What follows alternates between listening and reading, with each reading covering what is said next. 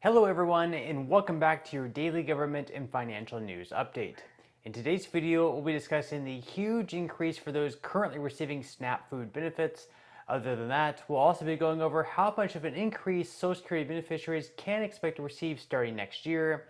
And finally, we go over some updates in the stock market and Bitcoin. Now, as always, I am definitely interested in hearing your thoughts on everything, and I wanted to thank everyone for giving my videos likes and sharing them, as that certainly helps push these videos out to other people like you. Okay, so starting the first of this month, SNAP food benefits will be increased by 12.5%, making the max benefit for a family of four now $939. This will also be an increase by right around $104 for that same family of four.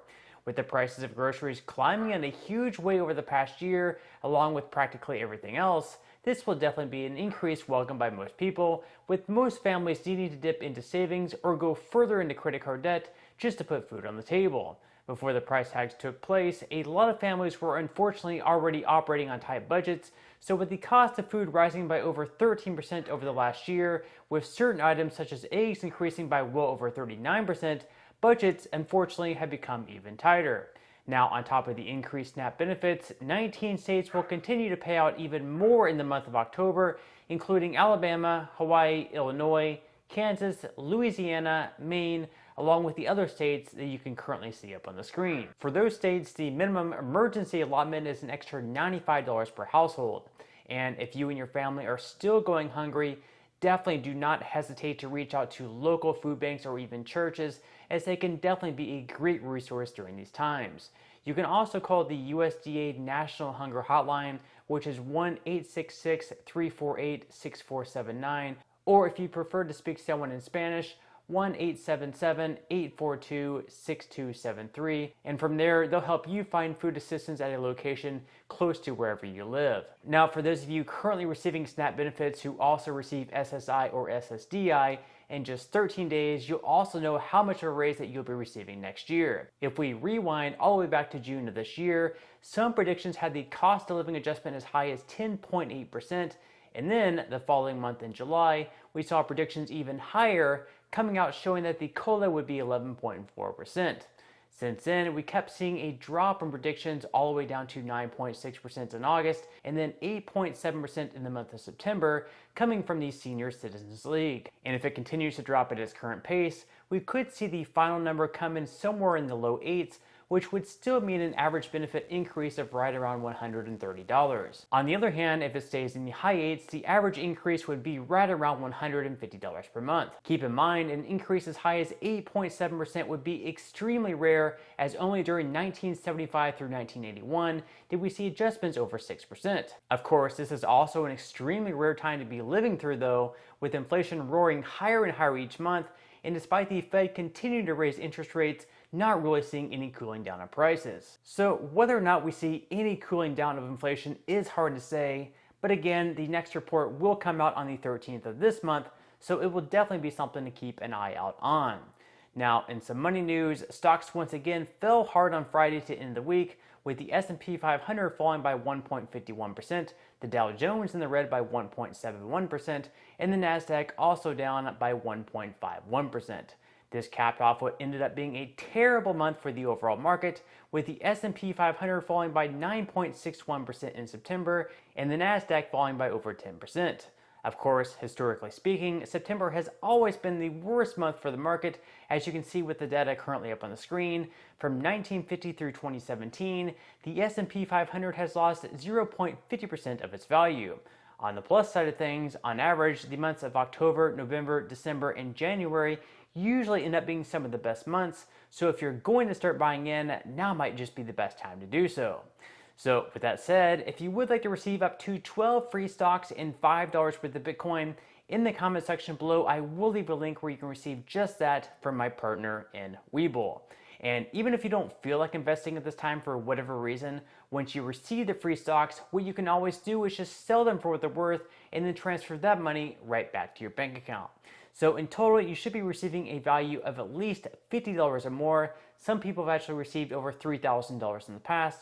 So really, you can think of that as just some free extra money with just a few minutes of work. So just something to keep in mind there if you are interested, whether you want to stay invested into the market or you could simply just use some extra cash. Now, moving into some other news, the House passed a last-minute government funding bill, which averted a government shutdown. And even though this was quite predictable, being that they seemingly always figure out a way to get it done in the final moments, they still only managed to garner 10 Republican votes, and now lawmakers will leave Washington, D.C., and most likely not come back until after the November 8th midterm elections. Now, as far as what the stopgap funding bill provides, it'll give $12 billion more in aid to Ukraine in their fight against Russia. It also gives $1 billion in heating assistance for low-income families, $20 million for the water crisis in Jackson, Mississippi, billions of dollars in disaster aid, and around $112 million for federal court security. Speaking of the midterm elections, if Republicans happen to take back control of the House in them, one Democrat, Abigail Spanberger, is already calling for new leadership in her party. This came after top House Democrats, including Majority Leader Steny Hoyer, said that a bill prohibiting lawmakers from being able to trade stocks would not be put up for a vote this week. This statement by Spanberger also presumably included House Speaker Nancy Pelosi, who earlier this year also opposed the bill, but later on said that she would be for the bill, but in all reality she's probably against it, and as we all know, has built up quite the reputation for buying and selling stocks with perfect timing. So during a press conference, Nancy Pelosi was asked directly about Spanberger's comments and what she thinks about the calls for new leadership. Watch. I'm strictly focused on winning the next election. Do you want to talk about that? Okay, is that your question? Who's next? And let me just say about Spanberger's letter. First of all, her bill is contained in this bill. Other members had ideas too to improve upon the bill. So I didn't see that. I mean, I don't know what her statement is, but it is contrary to what the House Administration Committee. I said to them, whatever the members want to do, I fully support. And they took her bill, added others that made the bill stronger, as a matter of fact. So this is an interesting press release, but it's more important to write a bill. Madam Speaker, what she's saying is she's criticizing the failure to bring it up. Well, we have to have the votes to bring it up. You don't think you have the votes? Well, we'll see. We'll work to have the vote. We don't go from one day to the next. But I think we should have legislation. There are others who have spoken out against the bill. And again, this is the legislative process. But it is how you described her characterization is not accurate. Her bill is in the bill. Others had ideas too, and that's what our committee put forth. But it's good press because you asked the question.